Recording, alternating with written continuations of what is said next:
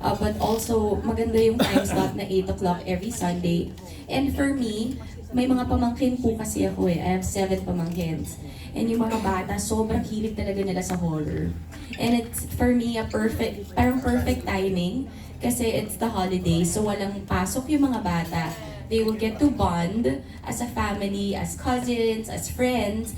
And then at the same time, they will enjoy our material dahil horror siya. Tapos at the same time, hindi lang naman siya puro takutan, puro sagawan lang.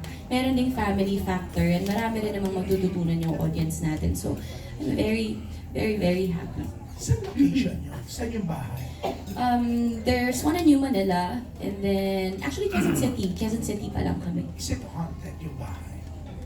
I've stayed there for years already. The better half. Actually, kapag ka nakakatakot, like flashbacks, yung bahay na yun talaga yung ginagamit. Wala kayong nararamdaman din. So the better half, di ba? May nakita sila sa camera. Really? I don't know, it was this house. Yun yung unang sabi kasi sa akin. Naalala mo, di ba may nakita sila sa camera, may parang lumabas daw sa camera. Pero ako wala akong personal experience. Pero yung camera namin may nahagip daw sa bahay na to. Pag nandun kayo sa location, wala kayong, yung parang kakaibang pakiramdam. Or meron ba kayong ginagawa pag galing ng taping? Kasi di ba, ang dami ng story in the past na gumawa ng horror movie or horror na project. Tapos there's something na nangyayari. Meron sa isang famous actress pa nga na nang gumawa siya ng isang episode sa isang trilogy movie. Sinasabi na there's something after that. I think it's no matter where you go. Me personally, whenever I go anywhere that's new for the first time or anywhere that's not my home, I tend to shield myself in prayer and positivity. And as an actor naman, whenever I take on a role, I make sure when it's the last shot of the day, that is, I detach myself from that character. So I hope and I pray na, you know, there's always things that are unseen and forces that you cannot control. I hope and I pray all the time na wala nang sumusunod. Fingers crossed. And how about Jade? Lalo na ikaw galing ka rin sa isang Sir, hindi, yun na nga eh. Parang nanggaling ako sa area na nakakatakot, di ba? Super na, wala kaming naramdaman at all sa location na yun. In fact, tinest ko pa nga yung limits kasi doon ako sa madilim na nag-prepare, ganyan, with kasama si Jill, and dalawa kami nag-prepare doon, tinatakot namin sino mag-charo, sinabihin na tayo na. Pero, hindi, wala. Kasi ako personally, tulad ng kay Denise, ako matibay faith ko, positive ako na tao. Hindi ako masyado nag-iisip ng malalim pagdating sa ganyan na bagay. But sa show namin wala naman. Parang like I said, parang pagdating namin sa set, tawanan na kami ng tawanan. Pero Nasa labas kami, we have to stay outside. Magaling din kasi talaga, I mean, credit to Direk Manny Palo, yung art depth namin, Yes. yung nag-iilaw, nagiging ganyan yung itsura. Also sa post. Pero really, pag nakita mo yung bahay, for me personally, wala naman nakakatakot. Maaliwalas, diba? It's like, it's Maaliwalas, nice. pero nung pag tinignan mo na yung monitor, ganun ganun pala pala. lumabas yun. Parang ganun. Pero with the kwento of Shaina nga, may nakunan sa camera before. Yes, at the better half. Yes, at the better half. Ako nung first day natin, parang wala naman, di ba? Parang wala Pero naman. narinig mo yung kwento about... Doon? Wala nagsan. Ngayon alam ko na. So bukas, sa taping. Anong reading ka na bukas? Dito. So, magdasal-dasal ka na Okay. bago ka pumunta ng set bukas. Ihanda ko sarili ko with prayer and positivity bukas na umaga. True, Bago shield bukas lang. ng kotse. Ganun din with mega people, shield yourself. Anyways, good luck kasi sa Thank Sunday you. na. Salamat. Thank you. Lalo na yung Parasite Island, di ba? Grabe. O pati ako nanonood. So, eto papanoorin ko. Thank Kay you, June, June. siguradong mauhuk ka sa doon. Sweet ni June mo. Correct. Ito Thanks, part, June. ang susunod. Oh. Yes. May third eye ka lang? Fourth eye po. Hi po, congratulations. Tanong ko lang because this is horror.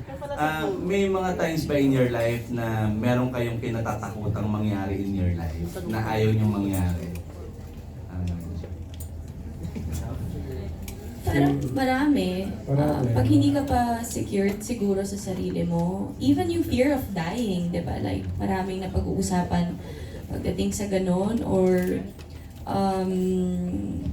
fear of disappointing other people. Di ba, gaano kalawak ba? Di ba, how deep do you wanna go? Maraming mga ganon, but I think more than anything, mas lalo na sa panahon ngayon, overthinking kills.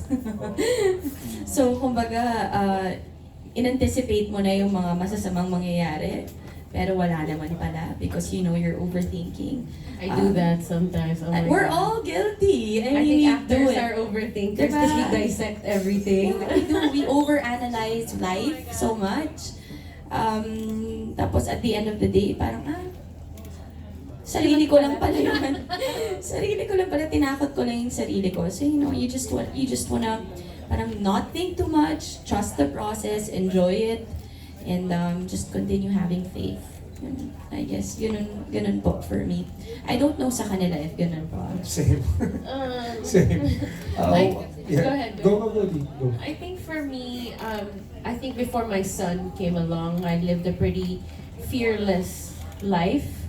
I was never afraid to die. I was never attached to material things. I really just loved loving people. People would talk about me all the time and get me wrong based on how I look. Kasi yung kontrabida kong face, iba naman sa puso ko. But I would just go on living life and with knowing that whoever I am, however God made me, the truth will always come out. But I think being never afraid to die then changes when you have a child. Right after childbirth, the next day, I almost died. And I remember thinking to myself, I don't want to die without getting to know my son and making sure he has a wonderful life prepared for him. And then a couple of years ago when I had my cancer scare, I was like, oh my gosh, I don't have anything prepared for my son's future and I can't, leave him. It's me and him forever. So, I think if there's one thing that I'm afraid of now that I wasn't afraid of before, it would be leaving this life without my son set up for the future. Ilang taon na rin yung anak mo? Tanong He's mo ba? 8 at magka-height na kami. Yes, he's a big boy but still a baby at heart. So naawa ako sa kanya kasi people see him, they think he's a teenager. Pero he's still a little boy in his heart. So yeah, he's 8, size 8 ang paa. So gastos. Jay? Ako same din. Parang kay Denise ako I would say parang ako hindi pa tayo na very fearless. Like wala akong masyado maraming kinakatakutan. But I think pag ngayon na tumatanda na tayo, getting more mature, parang if you have fear for anything, it's for your loved ones. Diba? Parang I'm always, ngayon pag lumilipad, umalis magulang ko, or pag marami ng bata rin sa bahay, yung mga anak ng kapatid ko, obviously parang ayaw mo sila masaktan. But for me, generally, for myself, I'm quite fearless. Pero ngayon, tama rin sinabi ni Shaina in a way na parang you can't overthink things naman. Hindi naman pwedeng i-baby mo sila ng sobra. You have to let them, you have to let them figure things out on their own. Pero, tama. Parang, I guess, being older now, more mature, parang if I had any fear, it's fear for my loved ones, my family, people I really care about. Yeah. May last question. We're just curious kasi parang sa tinagal yung magkakatrabaho before, yung mga hindi pa ganun ka-mature yung inyong yung love and yung attraction sa iba. Si Jake ba, may times na na-attract kay Shaina? Parang hindi kayo na-link di ba? May ganun ba na factor that you wanna court her nung time na magkasama kayo? Para alam lang namin yung mga nakaraan niyo. Maganda talaga si Shaina, okay? Sabihin na. Pero, hindi, yung ano rin naman, yung interesting din sa pinagsamahan namin, nakita rin namin, or nandun kami para sa isa't isa nung mga panahon na na may sarili-sarili kaming love life. Diba? Nakita na ni Shaina ako ng super down. Nakita niya ako ng sobrang taas. Same thing with her. Kumbaga, as a leading man or as a person who's worked with her for so long that time, inalalayan ko din siya in those times at inalalayan din niya ako. So parang more than a physical attraction or romance, parang there's genuine love there for the person na, alam mo yung andun yung genuine love na hindi ko masabi na may mali siya that time. And hanggang ngayon nandun pa rin. Same with Denise. Katuwa naman si Jay. Same with Denise. Same din naman. Oh my God. Uy, maraming beses We've yun naman, been through marami some. na tayong pinagdaanan. Di ba? Marami. Ayoko na lang din tayo, pero maraming tayong pinagdaanan. Pero yung sa amin ni Shaina in particular at that time, di ba? Parang we've seen each other in relationships up and down. At nandun kami para sa isa't isa yung mga panahon na yun. Kaya nga parang 7 years later, parang wala nawala talaga. Wala nawala. Naramdaman ba yun, Shaina, that time? Oo naman po, opo. Like what he said, it's more of a brotherly, sisterly love and appreciation more than anything. And in fairness to Cuenca, every time talaga, after kain, every time we see each other, kasi nakikita pa rin naman po kami sa ASAP, sa Christmas special, here inside ABS, and he'd always tell me na, trabaho naman tayo, and hindi to yung sasabihin lang niya na para lang, chika lang, showbiz chika, gano'n. Hindi talaga, like he really means it. And gusto niya talaga ako makatrabaho. And sabi ko sa kanya, yes, I also want to work with you, given the right material. So 7 years later, this, I guess, is the perfect material. So, yun, tama lahat yung sinabi niya. And of course, I'm grateful to have good friends in the business. Kaya nga nagpapasalamat ako na binibigyan ako ng maayos, desente, masarap katrabaho ng mga tao. Importante yun para magawa mo rin yung trabaho mo ng mabuti. Because you don't wanna go to work ng dreading it every single day, di ba? Mahirap na yung trabaho namin, puyat kami. We're together, 18 hours a day, thrice a week. So, importante na masarap katrabaho yung mga kasama mo. So, yun. Last kay Denise. Thank you.